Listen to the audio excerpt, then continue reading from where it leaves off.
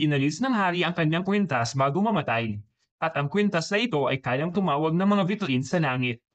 Upang batiya ang tagapagmana ng trono, tinawag niya ang kanyang panganay sa bintana, tinanong kung ano ang kanyang nakikita. Buong kumpiyansang sinabi ng panganay na nakikita niya ang malawak na kahariang itinayo para sa ama, ngunit ang matandang hari ay nagbigay ng isang sulyap sa ibang prinsipe.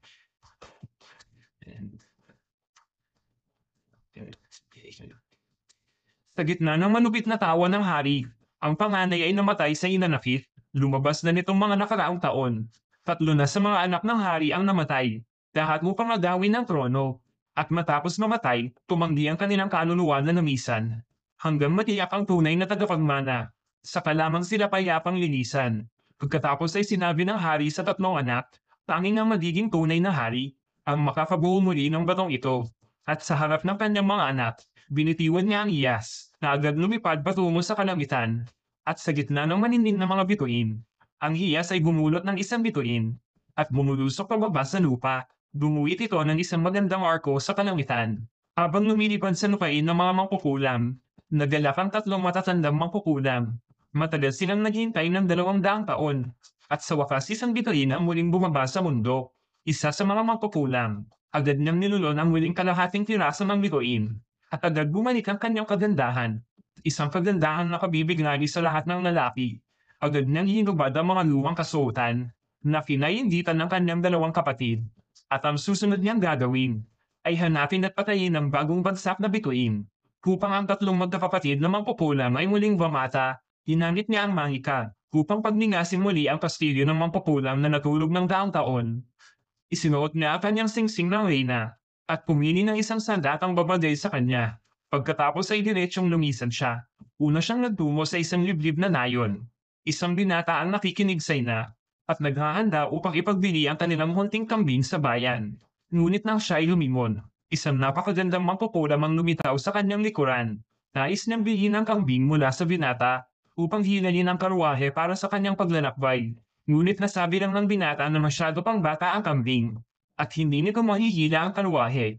Napaisip ang mangkukulam at nagsabing tama pa. Itim na mahika ang damaloy sa kanyang mga daliri at sa gulat ng binata, ginawa siyang isang dilaw na kambing ng mangkukulam at ginamit bilang panghila ng karwahe. Pabilis siyang naglakbay sakay ng karwaheng hinihila ng kambing. Matagal nang sa kanlurang dulo ng kaharian ng bagyo. Nanirahan ang mga tao rito. Nabantay sarado sa isang mataas na pader. Sapagkat sa likod ng pader na iyon ay may nakatagong mga hiwagang hindi kayang maabot ng tao. Isang araw, naburyong ang binata at ninais niyang makita ang mundo sa kabila ng pader. Ngunit pinigilan siya ng matandang bantay. 200 taon nang binabantayan ng mga taga-nayon ng puwang na iyon. At hindi pa nila pinayagang may lumabas.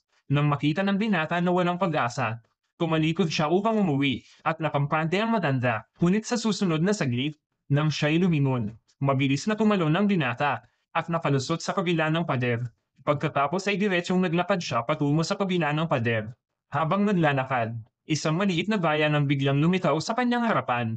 Matiyagang pumasok ang binata sa bayan, at lahat ng bagay dito ay tila bago at kakaiba. Paging ang maliliit na elepante ay nakapulong sa mga kahon ng yelo.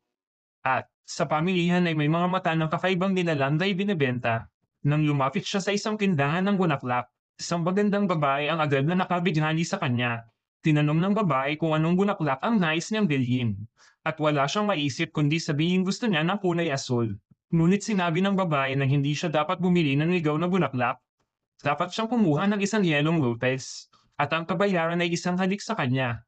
Hindi siya mapapaniwala sa kanyang narinig, kaya tuwang-tuwa siyang pumayag. Ngunit sino ang mag-aakala na sa mismong sandali ng kanilang halikan, ang babae mismo ang nagbigay ng matatamis na labi, at pagkatapos, inalyayahan niya ang binata na sumama sa kanyang karwahe.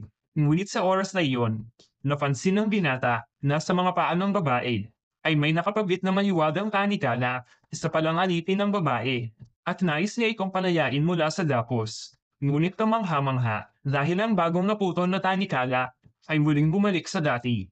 Ipinaliwanag ng babae na ito ay tanikala ng manika, at tanging sa pagkamatay ng amo, siya ay magiging malaya, kaya't pumasok silang dalawa sa loob ng karwahe. Ngunit makalipas ang 9 na buwan, isang regalo ang dumating sa binata mula sa labas ng pader, At ang regyanong iyon ay hindi pangkaraniwan. Dahil iyon ay ang anak na dinadala ng babae mula sa gabing iyon. Mabilis na lumipas ang 18 taon. At dumating ang kasalukuyan. Ang binata ay lamaking payat at kahabag-habag. Araw-araw niyang kinakatok ang bintana ng dalaga. Ngunit kailanman hindi siya pinapansin ng dalaga. Dahil ang interes lamang niya ay kay Ginoong Bidetay. Hindi ito matanggap ng binata, kaya't pumulot siya ng sanga upang homanin si Bidetay. Ngunit nauwi lamang siya sa kanihiyan. Araw-araw siyang nagtatrabaho sa tindahan. At isang araw ay pumasok doon ang dalaga upang mamili. Una niyang kinuha ang mga paninda para sa dalaga, at pagkatapos ay nagtanong pa siya kung kailan siya maaaring makasamang mamasyal. Sinagot siya ng dalaga na ngayon din. Kaya't agad niyang binuhat ang mabibigat na paninda, at walang pag-aalinlangan na ininatid siya pauwi, dahil dito tuluyan siyang nawalan ng trabaho. Kinagabihan muli niyang kinatok ang bintana ni Xiaomei. At nang sumingit ito, nadismaya siya nang makita na binata at hindi si Bigate. Ngunit sinabi ng binata na may espesyal siyang regalo para sa karawan ng dalaga. Subalit isinara ng dalaga ang bintana nang hindi lumilingon. At ang binata ay umalis na may bigong puso. Ngunit sa oras ning iyon, kahit nagmubunganga siya, ay gumaba rin ang dalaga. At magkasama silang nagpunta sa maliit na gubat. Dinamit ng binata ang kalahati ng sahod upang bumili ng pabango para sa dalaga. At nagsindi ng kandila upang ipagdiwang ang kanyang kaarawan. Lubos na natuwa si Xiaomei. At nang halos magdikit ang kanilang mga labi, sa huling sandali ay umurong ang dalaga. At sinabi sa binata na sa susunod na linggo ay magpapakasal siya kay Bidetay. Nang marinig ito, nalungkot ng gusto ang binata. Ngunit sa mismong sandaling iyon, isang bituin ang biglang kumislap sa kalangitan. At nangako ang binata sa dalaga ng isang pinakaromantik na pangako sa mundo, na ipapakasal niya ang dalaga ng buong puso. Ngunit hindi ordinaryo ang babaeng ito. Sa isang kumpas ng kanyang daliri, agad niyang ginawang kambing ang binata, at pinapasan niya ang karwahe kasama ng munting kambing. At sa gayon, naglakbay sila patungo sa lugar ng pagbagsak ng bituin.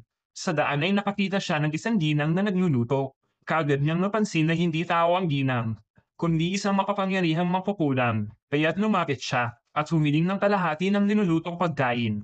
Ngunit laking gulat niya na agad pumayad ang ginang ng walang pag-aalinlangan, at pinalis pa ang isang ibon upang magpakita ng anyo. Dinalhan pa siya ng upuan, at pagkatapos ay muling pinabalik ang ibon sa dating anyo. Ngunit sa unang subong ng babae sa pagkain, agad siyang tinanong ng ginang kung saan siya pupunta at ano ang gagawin niya. Walang pag-aatubili niyang ibinunyag ang kanyang lihim. Hahanapin ko ang bagong bagsak na bituin mula sa langit. Papatayin ko siya at kukunin ang kanyang puso upang manatiling bata magpakailanman. Ngunit pagkasabi pa lamang, naramdaman na niyang may mali. Inamoy niya ang pagkain. Madiskubre niyang may halong halamang lason. Tinatawag itong damo ng anyo. At agad siyang nagalit ng gusto. Malakas niyang sinigawan ang mapupulam. Alam mo ba kung sino ang iyong ginali? At sa sumunod na saglit ay ibinafitan niya ang tunay na anyo. Ang mangkukulam na nagdiriwang kanina ay biglang natakot ng labis dahil siya pala ang pinakamakapangyarihang itim na reyna. At nang malaman ng ginang na napahamak siya sa pinuno ng kanilang mundo, agad siyang lumuhad at humingi ng tawad. Ngunit muling iniunat ng itim na reyna ang kanyang kamay. At agad siyang bumigkas ng isang sumpa laban sa mangkukulam. Sinumpa niya ang mangkukulam na huwag mahawakan ng kanyang bituin. Kahit lumitaw ito sa kanyang harapan, hindi niya mararamdaman ang kanyang presensya. Pagkasabi ng mga salita, naramdaman ng reyna na ubos na ang kanyang lakas. At ang mangkukulam sa tapat niya, hindi na rin alam kung ano ang nangyari. Samantala sa kabilang banda, ang ating payat na binata ay nagpapasaya sa dalaga. Nang makita niya ang bunalakaw na bumagsak, nanumpa siyang pipitasin ang bituin para sa dalaga upang mapasagot siya sa kanyang alok na kasal. Inisip ng dalaga na imposibleng magkatotoo iyon. Kaya't pabirong pumayag na lamang siya. Kinagabihan, pumunta ang binata sa mayuwagang pader. Nais niyang umalis mula roon upang hanapin ang bumagsak na bituin para sa dalaga. Ngunit walang duda, muling tinandihan siya ng matandang bantay. At muling nangyari ang eksenang 18 taon na nakalipas. Katulad ng ginawa ng kanyang ama noon. At kunwari siyang umuwi, at sa oras na hindi nakatingin ang matanda, mabilis siyang tumalon sa pader para makatakas. Ngunit sa pagkakataong ito, iba ang nangyari. Dahil mula sa huling karanasan, nag-ensayo ng martial arts ang matanda sa loob ng 18 taon. At ngayon, kayang bantayan ng isa ang buong daan. At walang makakalusot, nalaman tunay ng binata mula sa bibig ng matanda, na minsang lumabas din ang kanyang ama noon. Kaya't dali-dali siyang umuwi upang tanungin ang ama. Nakita ng ama na hindi na niya ito matatakpan. Kaya isinalaysay niya ang buong nakaraan. Walang itinira at lahat ay sinabi sa binata. At nang matapos niyang marinig, nalaman niyang posibleng buhay pa ang kanyang ina. Lubos itong ikinadalak ng binata. Sa sandaling iyon, kinuha rin ng ama ang isang bagay mula 18 taon na ang nakalipas. Isang liham na iniwan ng ina sa duyan ng sanggol. Sa liham ay labis ang kawalan ng pag-asa ng ina. Bilang isang alipin, wala siyang kakayahang palakihin ang bata, kaya't siya'y tumakas, at inilagay ang sanggol sa labas ng pader.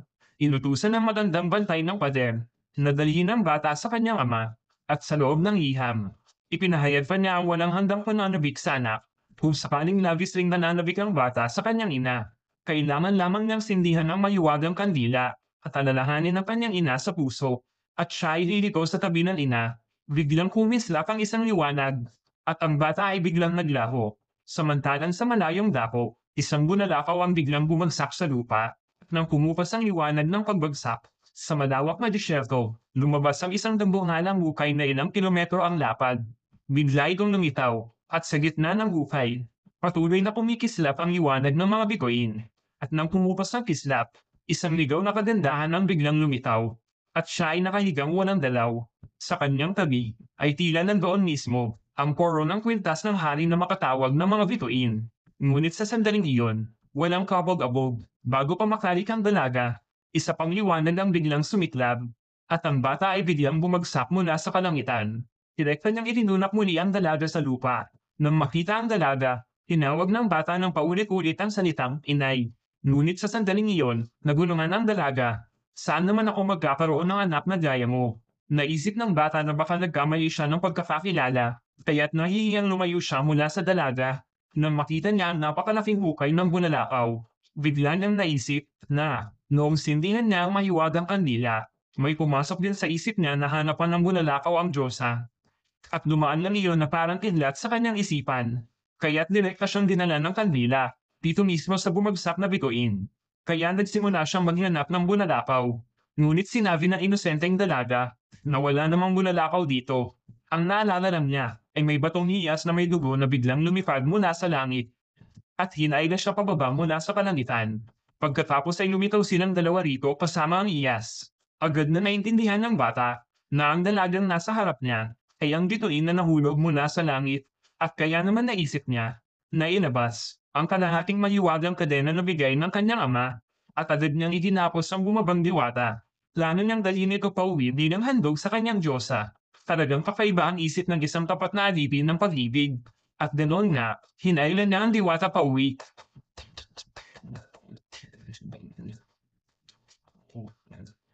Ginamit ng babae ang mahika sa 2 kambing. At sa susunod na sandali, kasabay ng agos ng mahika, napamago niya ang 2 kambing at naging 2 lalaki. Sunod niyang binago ang batang lalaki at ginawa itong isang kaakit-akit na babae, at siya'y ngumiting kontento. Pagkatapos silang tatlo ay pumwesto sa gitna ng daan. Muling nagpakawala ng lakas ang madilim na reyna, at kasabay ng muling pagdaloy ng mahika, direkta niyang ginamit ang dati niyang kariton at ginawa itong isang marangiyang hotel. 10 minuto bago nito, biglang nawala ng makukulam ang lokasyon ng nahulog na biguin. Yun pala, nauna na ang batang lalaki, at dinala palayo ang bumabang diwata mula sa hukay. Lubos itong ikinalito ng madilim na mangkukulam, kaya't ginamit niya ang mahika upang magpadala ng kanyang imahe papunta sa kastilyo ng mga mangkukulam, at inutusan ang kanyang 2 kapatid na babae na gamitin ang pinakamatandang salamangka upang matukoy ang kasalukuyang lokasyon ng bituin. Agad na kumuha ng buwaya ang 2 mangkukulam, at isa sa kanila ay agad na gumamit ng kutsilyo. Habang inilalabas ang laman ng buwaya, natiyak nila na ang nahulog na bituin ay kasalukuyang papalapit sa madilim na reyna.